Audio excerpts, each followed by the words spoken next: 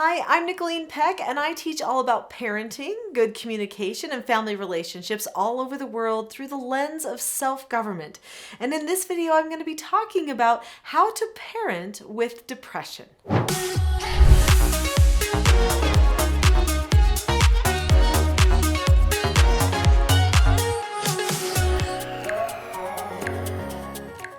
In this video, I'm going to share with you a true story from my life, a story that might surprise some people, and I'm going to share with you 5 tips for parenting with depression.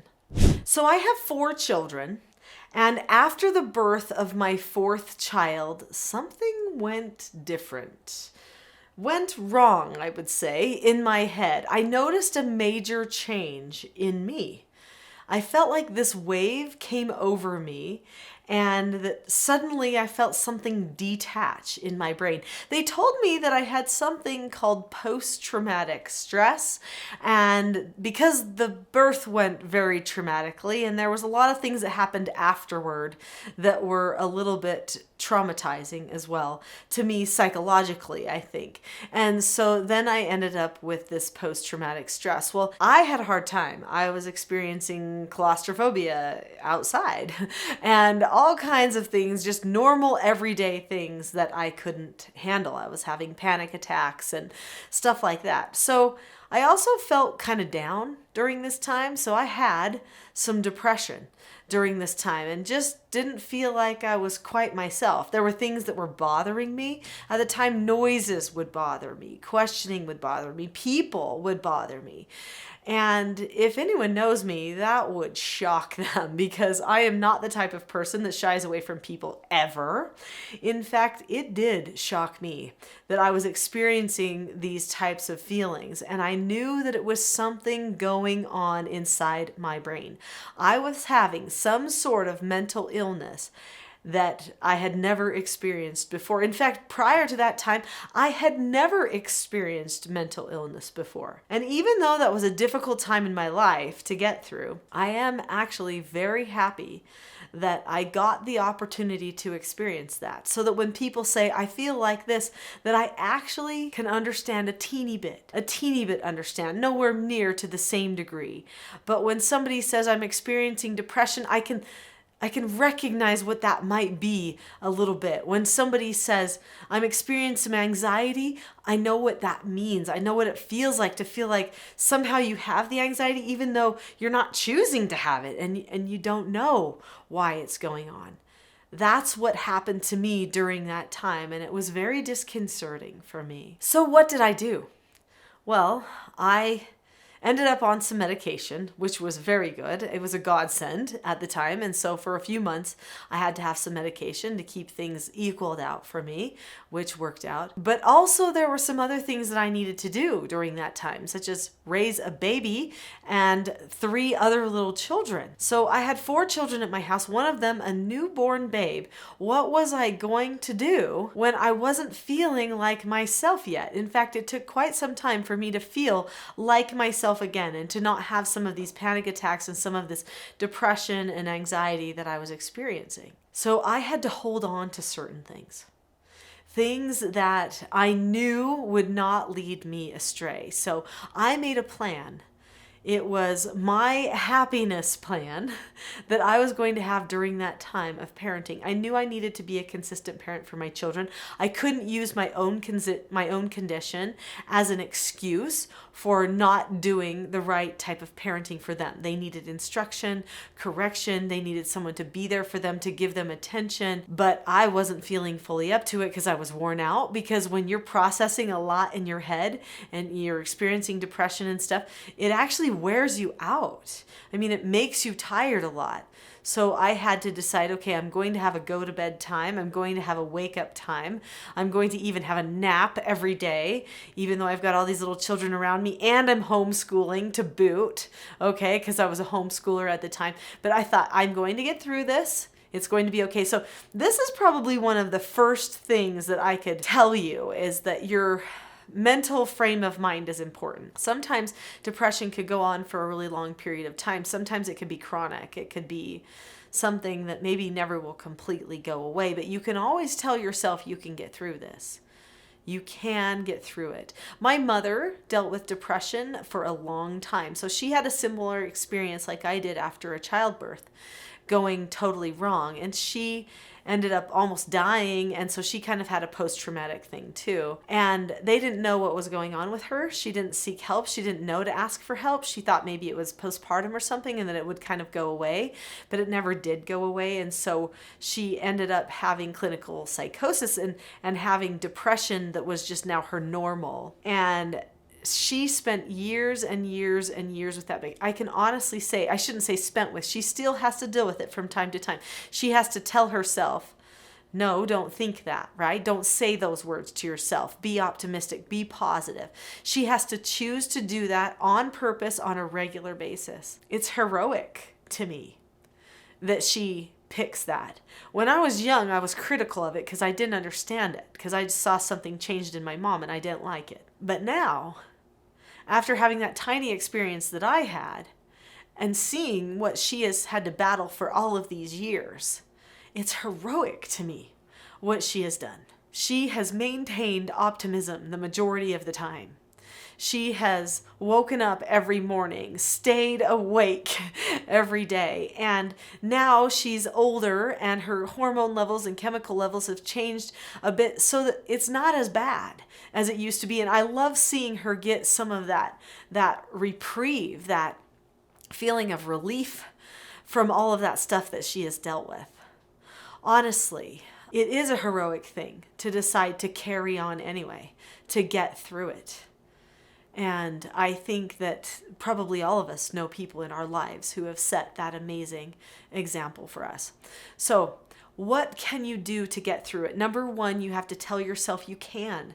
You have to look at the bright side of things, even though it's not the first thing you see. You have to say, wait a minute, I'm seeing that, but what else can I see? You've got to ask yourself questions and try to find the optimistic. Also, trying to incorporate the spiritual in your life is going to be vital. If you can hold on to a power that is greater than your own, the power of God in your life, that is going to make a difference for you. I know some people maybe think that doesn't make a difference for me. I've tried. God does nothing for me. Just know that every person's journey is on its own timetable, and that He is aware and that He might be there in ways you don't know. If you are a God-fearing person like I am, don't forget to bring Him into it too. I have 5 tips to share with you, things that you can do to better improve your chances of parenting in a positive way while dealing with your own depression. But before I do, hit that subscribe button now. There are so many great videos here on this channel that teach vital things that you will need, things you can hold on to even though you're dealing with some of your own processing issues. Click the subscribe button now. Get the support that you need. Years ago, I did treatment foster care. I did treatment foster care before the birth of my last child. So by the time I had my last child, we had finished doing foster care. And so I had developed a system that involved certain skills that I taught the children that came to my home and certain skills that I would be utilizing for myself. Each one of these skills had a script. So there were certain words that I would say in a certain order. I had learned these words. These scripts were words that I could hold on to so that I could trust that my parenting was going in the right direction, no matter how I felt in the moment. This was huge. If you want to know my scripts, then you can look for this book, Parenting a House United. All of the scripts are in this book. My Teaching Self-Government Parenting course, the TSG Parenting course, will actually teach you how to implement these scripts into your home. You have a script already in your mind that you say, especially when it's a bad day. There's a script that jumps into the forefront of your mind and you're tempted to say it. You know you shouldn't say it. It leads things in the wrong direction. But what do you say instead? You've got to have other words to say. And that's where I really want to help. So I taught myself things like the 4 basic skills: how to follow instructions, accept no answers and criticism, accept consequences, disagree appropriately. I taught those to my children too, so they knew all the scripts as well. I taught myself and the children the script for how to correct a negative behavior, how to handle it when someone was going completely out of instructional control, how to pre-teach for good behaviors, how to do parent counseling sessions. I taught myself how to do all of these skills, so even if it wasn't a good day for me, I could still be on my game as a parent. Think of what that could mean to you. In fact, I'm going to share a lot more tips here, but that one tip right there, just giving you the words to say so that you don't say the emotional words, life changing. My second tip is connection. Connection is vital for energy and happiness. If you want more energy, you need to be more bonded to people. Connect in your relationships. Spend time reading with the children, playing with the children. Even if you're not in the mood, just do it. You will benefit from those connections. Have good, meaningful conversations, and make sure that you cuddle and touch someone every single day. Tip number 3, have regular meetings. Have regular meetings with your spouse and have regular meetings with your children. So I have family meetings, couples meetings, and individual mentor meetings. These meetings help us remember the direction we're headed. When I had my time where I wasn't my full self, I relied heavily upon these meetings. We would make a plan, and then everybody in the family would follow through with the plan for that week. So even if I had a moment that wasn't one of my best moments, everyone knew what the plan was.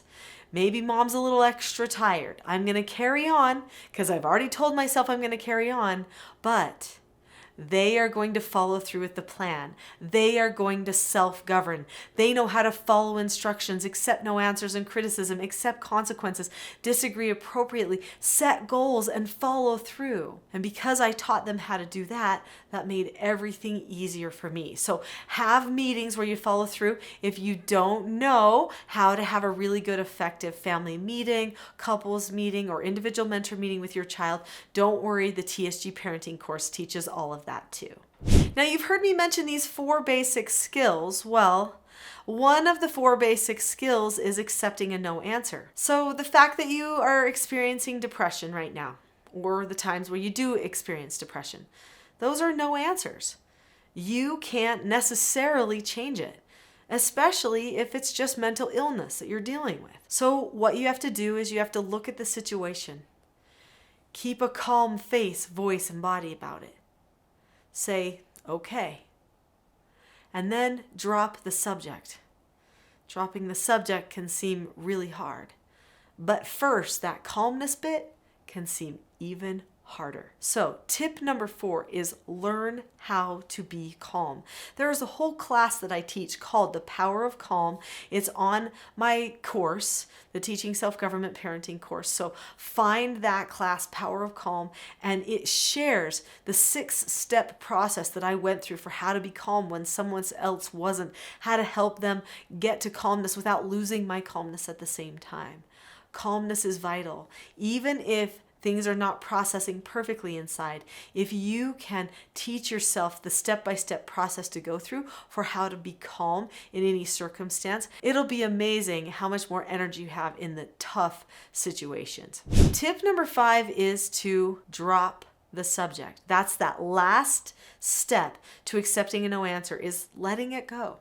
Drop the subject. Stop that repetitive processing. If there is one thing that happens to a person who's dealing with depression, it's your thoughts end up on a cycle and they just spin, and you get that repetitive processing.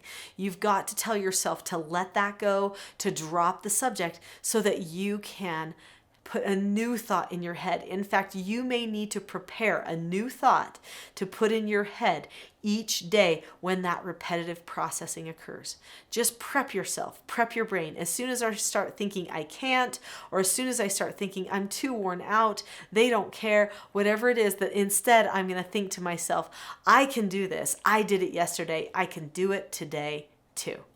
Since you stayed to the end of this video, I would like to give you a free class. So there is an entire full-length class on this channel, and it is called The Expectation Trap versus the Cycle for Success. This class will really help you develop your connection and not fall into mental traps that you might be experiencing as you're trying to parent with depression. It will also help you learn some of the vital skills that you need to be successful as a parent as well. So click on the link to The Expectation Trap versus the Cycle for Success now. I'll see you there.